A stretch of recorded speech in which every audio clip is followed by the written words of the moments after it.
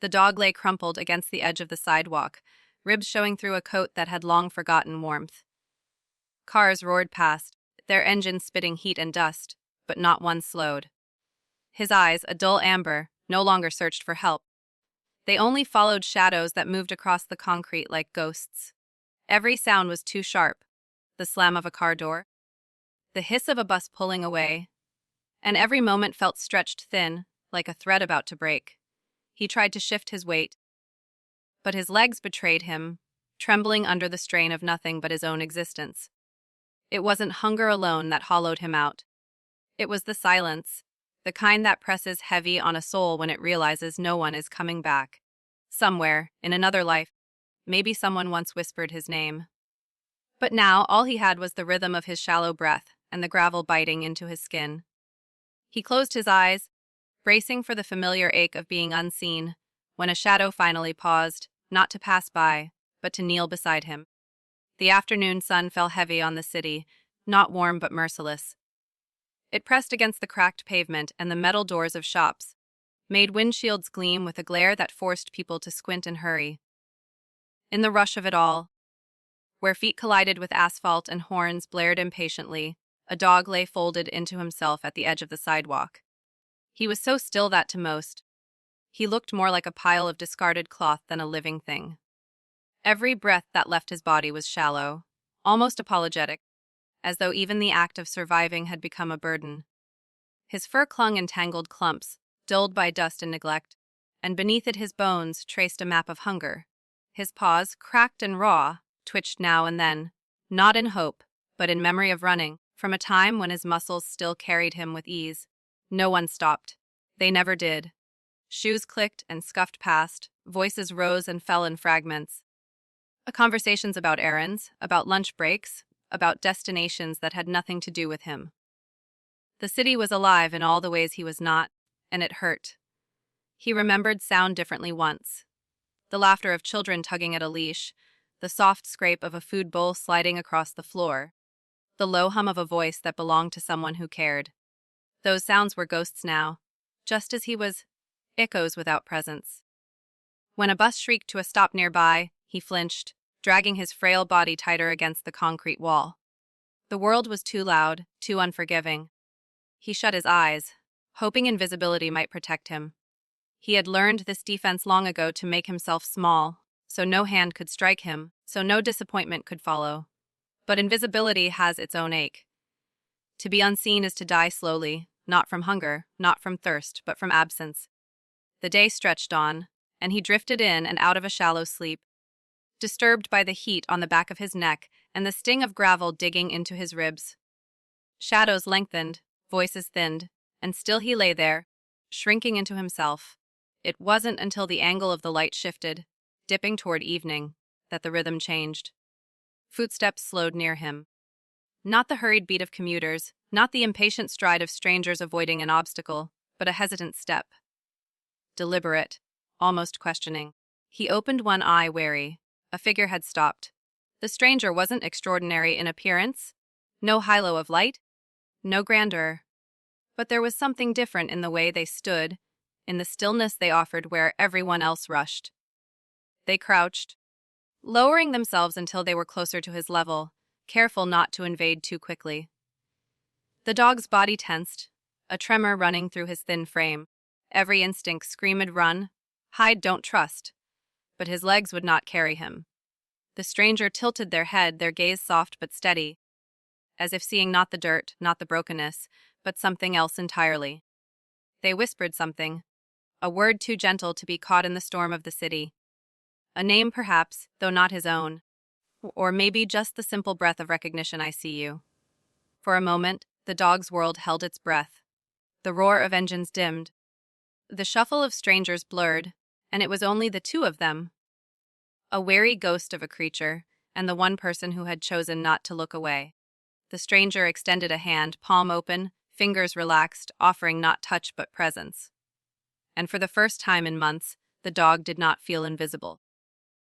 The city was still alive around them, though for a brief moment it felt as though the air had folded inward, holding its breath. The stranger's hand hovered in the space between them, open, not demanding, not forcing. It was an invitation, silent and patient, extended into the fragile world of a creature who had been offered nothing but absence for too long. The dog's body trembled. His eyes darted between the hand and the face that watched him. Not with pity, but with something quieter, steadier, almost like a promise. He wanted to believe it. Some part of him, buried deep beneath the scars of neglect, still remembered what it meant to be touched with kindness. But fear had carved itself into him so completely that even the thought of closeness hurt. He lowered his head, pressing his muzzle closer to the concrete, as though retreating would make the stranger disappear, and yet he didn't close his eyes. His ribs lifted and fell in quick, shallow breaths. A low whine, almost inaudible, escaped him. The stranger didn't move closer. They simply spoke. Words the dog didn't understand, but tones he did, gentle, steady, laced with a kind of patience that asked for nothing. The sound was like water over stone, soft but persistent. Minutes passed this way, a standstill that was anything but still. The dog's ears twitched, his eyes flicked upward, then away, then back again.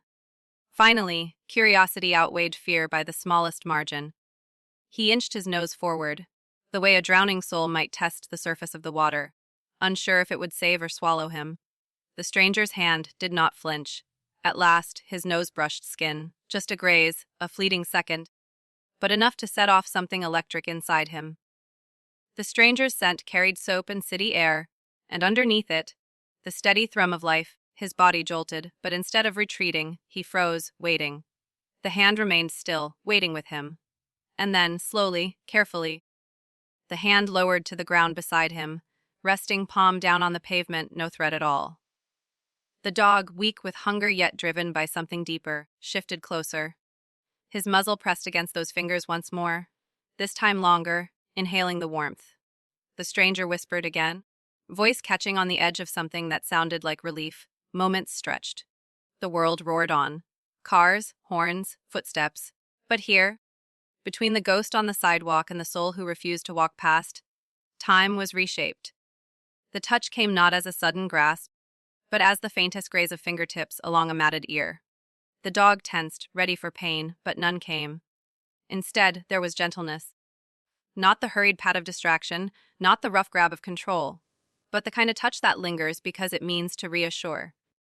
His body, strung tight with months of fear, trembled, then loosened just slightly as though remembering. Tears pricked the stranger's eyes, though they blinked them away quickly, aware that this was no victory yet, only a fragile beginning. Still, they leaned in just enough to let their presence be felt, whispering soft words that filled the space like a lullaby. It was then that the dog made a decision. Not a bold leap of faith, but a surrender born of exhaustion. He let his head drop into the stranger's lap, heavy and unwilling, as if giving away the last weight he could no longer carry. The stranger inhaled sharply, surprised by the trust tucked inside that fragile gesture. One hand moved to cradle his skull, feeling the sharp ridges of bone beneath fur, and for the first time in a long time, the dog closed his eyes not in fear, but in rest. Minutes turned to more. The stranger knew they could not leave him here. Not after this. They shifted carefully, sliding arms beneath the frail body. The dog flinched once at the sudden lift, but when he realized no harm followed, his muscles sagged against the embrace. He was lighter than he should have been, alarmingly so, his weight speaking stories of hunger louder than words ever could. The stranger rose, cradling him close, shielding his fragile body against their chest as if he were something sacred. People on the street turned their heads, some curious, some indifferent, some quietly softened by the sight, but none of it mattered. For the dog, pressed against the rhythm of a human heartbeat, the world finally shifted. For the first time in months, maybe longer, he wasn't lying forgotten against stone. He was being carried. The stranger whispered again, softer now, the words trailing into the evening air as they began to walk. "You're safe now." And though the dog didn't understand the language, he understood the tone. And that was enough. The night was quiet by the time they arrived. The stranger pushed the door open with a shoulder, still cradling the fragile body against their chest, and stepped into a space that smelled of bread gone cold, coffee lingering in the air, and the faint trace of soap drying on tiles. It wasn't much. A small apartment lined with books and worn furniture, walls carrying the softness of life lived simply. But to the dog, it was another world entirely.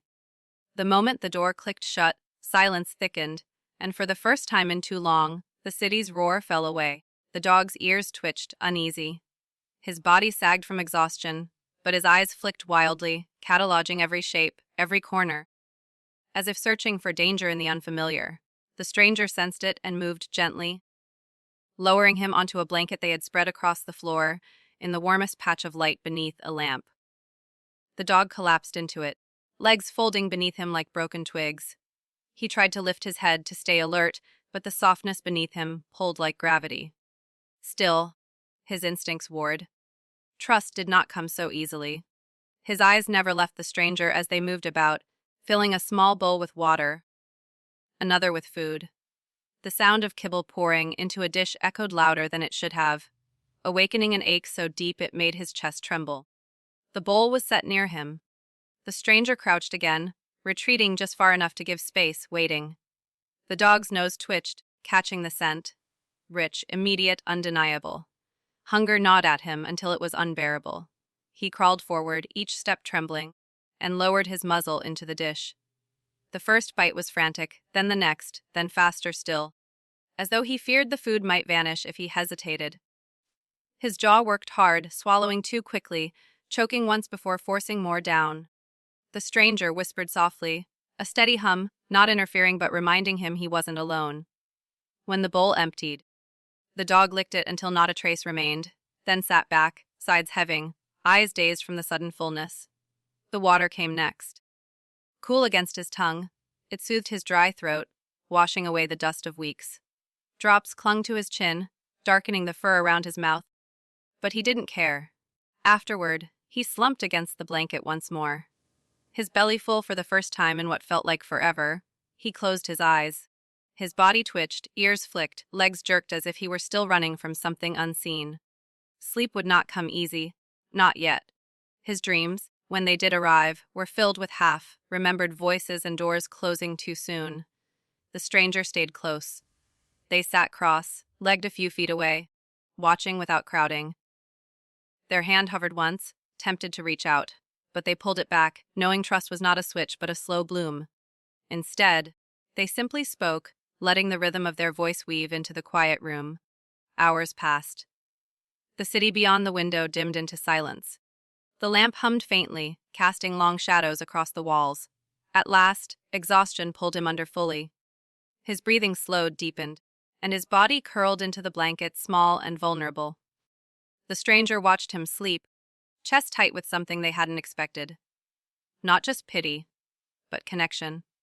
They had seen many broken things in their life, but rarely had they seen one choose, even briefly, to lean on them. Days unfolded after that, each carrying its own fragile victories. The first morning, he woke in a panic, snapping upright, disoriented by the walls, the ceiling, the unfamiliar scents. His body stiffened, tail tucked hard, until he saw the stranger kneeling nearby with a bowl. The voice soothed again, and though fear lingered in his bones, he edged forward, choosing to eat. The second day, he allowed the stranger's hand to brush his back without flinching away. The touch was quick, fleeting, but it left warmth behind. The third day, he slept not in the corner, but closer to the couch where the stranger sat reading. The sound of turning pages filled the air, steady and comforting, and he let his head rest without jerking awake. Healing was not linear. Some nights he startled at the sound of footsteps in the hallway outside. Once, when the stranger dropped a glass in the kitchen, he bolted beneath the table, trembling so violently it took nearly an hour before he emerged. Shadows of the past still clung, whispering that safety was temporary, that kindness was fragile. But light began to seep in too. The stranger never raised their voice, never struck, never abandoned. Their presence became as constant as the air, as reliable as the steady rhythm of sunrise spilling across the apartment floor. One evening, as dusk painted the walls in muted gold, the stranger sat cross-legged on the floor, bowl empty at their side. The dog, cautious but curious, padded closer on hesitant paws. He paused, ears flicking, then lowered himself beside them, head heavy with fatigue, and let it rest against their leg. The stranger froze, breath-catching, afraid even a movement might shatter the moment. But when minutes passed and the weight remained, they allowed their hand to settle gently on his back. His fur was rough, scarred, but beneath it a heartbeat thudded strong and steady. For the first time in weeks, the dog slept not as a ghost, not as a shadow, but as something real, cradled by warmth, tethered to presence, beginning again. And the stranger, staring into the half-dark room, realized that what they had carried home from the sidewalk was not just a broken creature to be mended, but perhaps a piece of themselves they hadn't known was missing. The apartment, small and imperfect, no longer felt quite so empty. The days settled into rhythm. Meals at dawn and dusk, slow walks down quiet streets, nights spent in the dim glow of a lamp where the dog dozed close enough to feel the warmth of another life. Trust, fragile but real, had begun to grow roots. Yet beneath it, old shadows stirred, waiting for the moment to remind them both that healing was never a straight line. It happened on a morning glazed with rain. The world outside was a blur of silver streaks, drops hammering against the window, pooling in the cracks of the street below. The stranger clipped the leash onto the dog's collar, a new one, bright red, bought days before, and led him into the damp air. The dog's paws splashed lightly in puddles, ears flicking at the sound, nose twitching at scents carried by the storm. For a while it was almost peaceful. Then a door slammed somewhere down the street. The sound was sudden, sharp, echoing like the memory of fists and voices he had long tried to bury. His body jolted, his tail snapped low, his eyes widened, and before the stranger could speak, he lunged, thrashing against the leash with a frantic strength. Panic poured through him, raw and electric. "Hey, it's all right," the stranger whispered, gripping the leash tight but not yanking, their voice soft against the downpour. But the dog didn't hear. The world had shrunk into noise and terror, and all he knew was escape. He pulled, teeth flashing, a low growl bursting from his throat. Not at the stranger, not truly, but at the fear itself, at the ghost he couldn't fight. His body twisted, claws scraping against wet concrete, until at last the stranger stumbled, knees hitting the ground. For a heartbeat, the stranger's chest seized with something sharp. Not just fear for the dog, but a whisper of doubt. Could they really do this? Could love mend what life had broken so deeply? The leash slackened slightly as the stranger steadied themselves. Their hands trembled, rain seeping into their clothes, hair plastered against their face. The dog continued to thrash, eyes wild, breath ragged, until at last he froze, not from calm, but from exhaustion. His chest heaved, legs trembling, water dripping from his muzzle. The stranger crouched low, grounding themselves on the soaked pavement, and spoke again. Their words were nearly drowned by rain, but their tone carved through the storm low, steady, unwavering. "It's just me, just me." The dog blinked, chest shuddering, confusion flickering through fear. Slowly, painfully, his gaze shifted from the memory haunting him to the human kneeling before him. Their hands weren't fists. Their eyes weren't sharp. Their body wasn't looming. They were small now, level with him, waiting.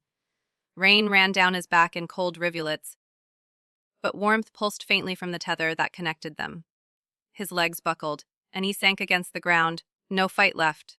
The stranger's hand hovered, hesitant, then settled lightly on his shoulder. He flinched, but didn't pull away. The world was still loud, still broken, but in that touch was an anchor, fragile, but enough. They stayed like that for long minutes, one human, one dog, both soaked, both shaking, both unsure if love was enough but unwilling to let go. Back home, silence filled the apartment heavier than before. The dog slumped on the blanket, eyes darting whenever a sound echoed from the hallway. The stranger sat across from him, elbows on their knees, head in their hands, doubt pressed in like fog.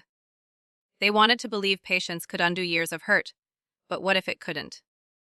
What if no matter how much food, warmth, or gentle words they offered, the past was stronger? That night the dog dreamed again. He whimpered, paws twitching, chest rising too fast. The stranger, half asleep on the couch, stirred at the sound.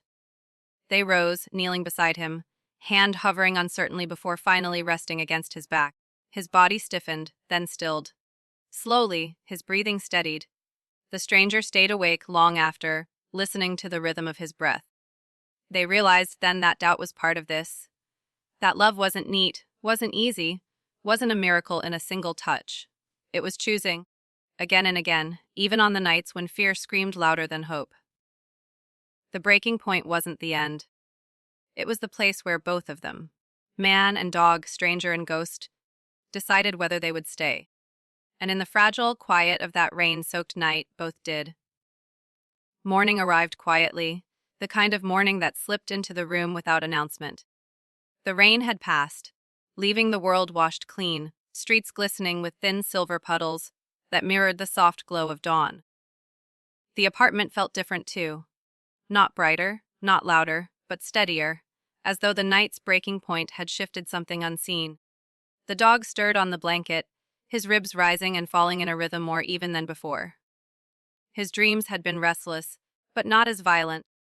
When his eyes opened, the first thing he saw was the stranger seated nearby, a mug of cooling coffee in their hands, gaze settled softly on him. No pity, no fear, just quiet presence. He rose slowly, paws pressing into the fabric, stretching out the stiffness of sleep. His eyes flicked toward the door. The world beyond had always meant danger, noise, unpredictability. Yet something inside him shifted, a faint tug, as if the leash no longer felt like a trap but a possibility. Later that day, they tried again. The stranger clipped the leash gently, voice low and even, and together they stepped outside. The city greeted them with the hum of traffic, the scent of wet earth rising from the pavement, the distant chatter of lives intersecting. The dog's body tensed at every sudden sound, but the stranger's hand, steady on the leash, reminded him he was not alone. They walked slowly, past doorways and puddles, past strangers carrying bags and children skipping in rubber boots. The dog's ears twitched, tail low, but something in his step was different. Cautious, yes, but no longer frantic. Then it happened. At the corner of a small park, where grass pushed stubbornly through the softened ground, the stranger unhooked the leash. Their chests tightened with uncertainty, fear whispering, what if he runs? What if trust isn't enough? But they released anyway, choosing faith over fear. For a moment, the dog stood still. He looked at the open space, the path curving into trees, the sky wide and endless above him. His muscles trembled with the memory of running, of escape, of survival. He could flee. He could disappear. But instead he stayed. Tentatively, he stepped forward, then faster, paws splashing against damp earth, legs stretching with a strength that had been buried under hunger and fear. He ran, not away, but within sight, circling the park, nose lifted into air thick with sense of grass and freedom. His body remembered what it was to move without fear snapping at his heels. The stranger watched, heart swelling, tears blurring the edges of their vision. They had seen him broken, seen him flinch and retreat, seen him fight the ghosts of his past. And now here he was, not whole yet, but alive in a way that felt like a beginning. After a time, the dog slowed, breath heavy, chest heaving with effort. He turned, paws sinking into the soft ground, and for the first time, he didn't look past the stranger. He looked at them, straight, unflinching, as though the choice had been made. And then he ran again, this time toward them. Water droplets sprayed as his paws struck the earth. His chest slammed against the stranger's knees, not hard, but enough to knock a startled laugh from them. His head pressed into their lap, fur damp, tail thudding once, twice, before curling still. The stranger's hand found the curve of his neck, trembling as it settled into his fur. He didn't flinch this time. He leaned into it, eyes closing, breath slowing as though he had finally found a rhythm that matched the world. The city buzzed around them, children's laughter echoing from swings, birds cutting lines across the pale sky. Life carried on indifferent. But for them, the world had changed. Love hadn't erased the past. It hadn't fixed everything in a single sweep. But it had built something steadier. A promise that the sidewalk ghost would never again fade into invisibility. That someone had seen him and chosen to stay. That night, back in the apartment, the dog curled not at a distance but beside the couch, pressing close enough for warmth. The stranger reached down, fingers tracing through fur that was already beginning to soften with care. Their breaths, Human and canine fell into sync, filling the quiet with a rhythm steady and sure. The world hadn't grown quieter, safer, or easier. But within that small room, with one dog and one stranger breathing in unison, it had shifted. And as sleep pulled them both under, the last sound was not the echo of cars or doors or abandonment. It was the steady heartbeat of belonging. The ghost was gone. The world had changed. Life did not end with the rescue. It stretched onward, weaving itself into mornings and nights, into the ordinary rhythm of two beings who had once been strangers and were now bound in ways they hadn't expected. The dog no longer woke starving, no longer collapsed against cold stone. But healing was not only the absence of hunger, it was the slow work of learning to exist without fear in every corner of his life. Some mornings, the stranger would wake to find him already sitting by the window, amber eyes watching the street below. His ears twitched at the sound of footsteps, at the slam of car doors, but he no longer bolted at every echo. Instead, he studied them, as though reminding himself the danger was not meant for him anymore. The stranger would set a bowl of food down behind him, the smell carrying across the room, and only then would he turn, tail thumping once against the wall before he ate. There were walks, too? Longer now? Through streets where neighbors began to recognize him. Some offered smiles, some reached hands that he did not yet trust. But there was one child, small and bright-eyed, who always knelt low and whispered from a careful distance. The dog tilted his head, curiosity flickering, and though he didn't approach, he no longer hid behind the stranger's legs. The stranger noticed every shift, every tiny victory. They noticed, too, the nights when fear still returned. Sometimes, the dog would wake with a jolt, chest heaving, eyes darting wildly in the dark. The stranger would murmur softly, letting their hand rest against his side until the trembling slowed. No words could erase the past, but presence could soften it. Ordinary days became extraordinary in their quiet. The sound of nails clicking gently on wooden floors, the thud of a head settling into a lap, while the stranger read on the couch, the small sighs of sleep that filled the apartment like music. The dog began to follow the stranger room to room, not from fear of being left, but from a choice to remain near. He found comfort in shadows cast by lamplight, in the warmth of coffee brewing, in the rhythm of footsteps that always returned. He was no longer a ghost. One evening, as the sun melted into the horizon and painted the room in soft gold, the stranger left the balcony door open. Cool air drifted in, carrying the scent of rain-washed earth. The dog padded forward, cautious but drawn, and pressed his nose to the night. Lights shimmered in the distance, windows glowing, cars drifting, lives unfolding. He stood there, chest rising and falling, then turned back. His gaze found the stranger, who was watching him quietly. And in that moment, something subtle yet monumental passed between them. Not the desperation of rescue, not the urgency of survival, but the quiet recognition of home. The sidewalk was far behind. The wounds of hunger and neglect were not erased, but they no longer defined him. He was no longer the forgotten shadow pressed against stone. He was a soul who had been seen, who had chosen to stay, who now belonged. The stranger smiled faintly, lifting their mug of tea, and whispered as though the night itself needed to hear it. Made it. The dog lowered himself at their feet, body warm against the cool air, and closed his eyes. In the silence, in the ordinary, the world kept changing. Spring crept into the city with a gentleness that almost felt like mercy. The hard edges of winter softened, trees stretched new buds toward the sky, and the air smelled faintly of damp earth and green beginnings. For the first time in his life, the dog walked not only for need, but for discovery. His paws pressed against grass damp with dew as the stranger led him into the park again. The leash tugged lightly, but it no longer felt like a chain. It was simply a thread, thin, steady, binding him to someone who had never let go. Birds scattered overhead, of their wings cracking the sky open in flashes of movement. Children's laughter rolled across the open field. The dog froze at the sound, instincts pulling him backward. The stranger knelt quickly, hand resting low, voice calm, reminding him he was safe. The world was big, and it frightened him, but the presence at his side became an anchor.